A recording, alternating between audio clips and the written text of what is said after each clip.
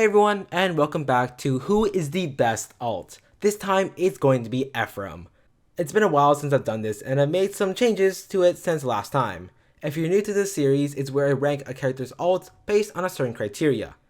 Each of Ephraim's alts will be based on combat usefulness, as in how well his base stats and skills do in battle, skill fodder, as in if you're not going to use Ephraim, what can he give you, and how well they stand out in their own classes.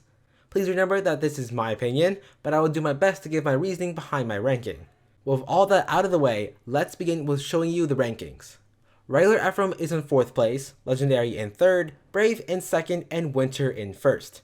Let's start with regular Ephraim. He's got some good stats, but the times haven't been nice to him. He's got an amazing base 35 attack with a 16 by weapon. His defense and HP are also pretty high. Ephraim can take hits and deal solid damage. Well, his res and speed suck, so he won't be taking hits from magical units very well, and he's easily doubled. Ephraim's skills are pretty weird.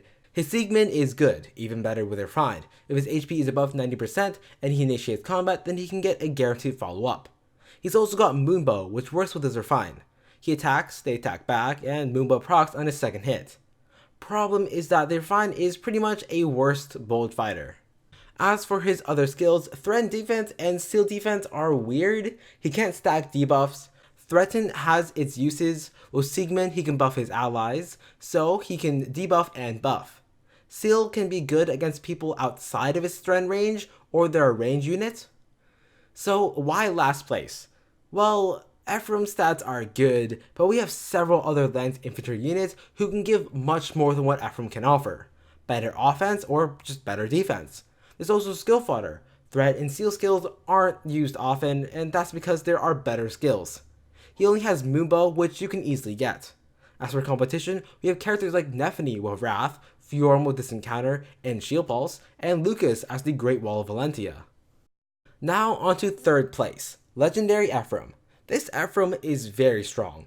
If this list was only based on combat usefulness, I'd put him much higher.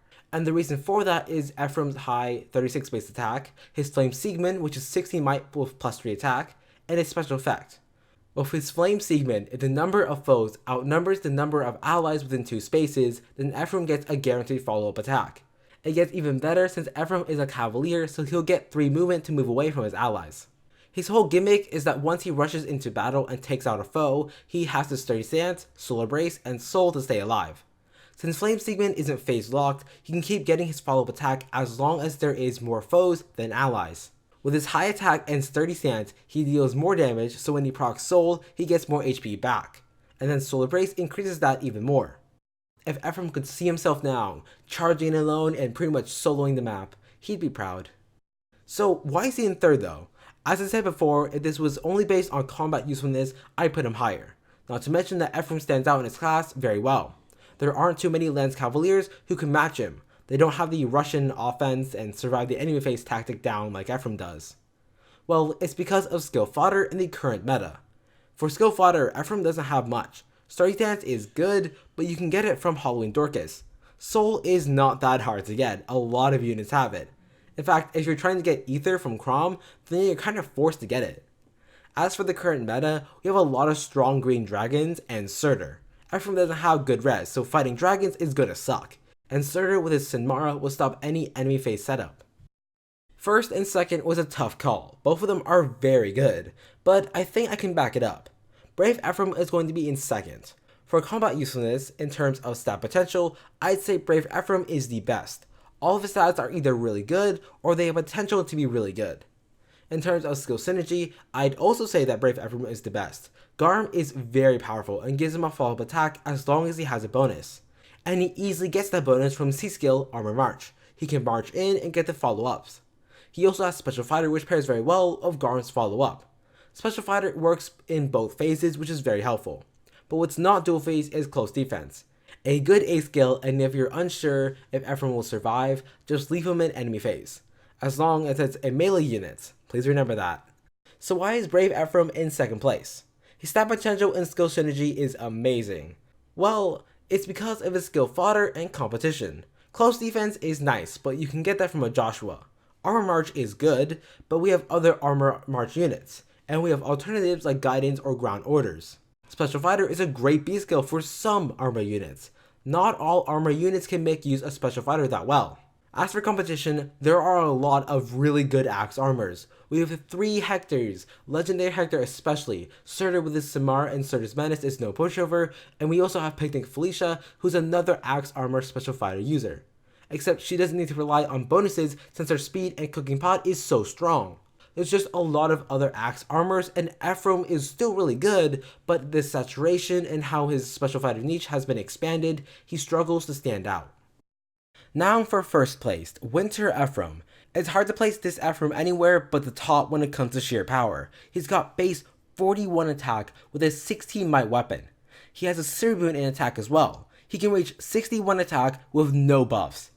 While his skill synergy isn't as amazing as Brave Ephraim, it's still good and it gets the job done.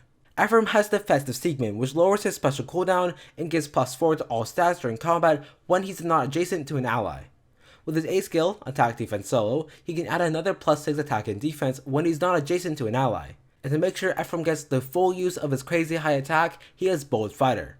With his special, Dragon Fang, which is now at 3 cooldown, and Bold Fighter, he can proc it on his second hit.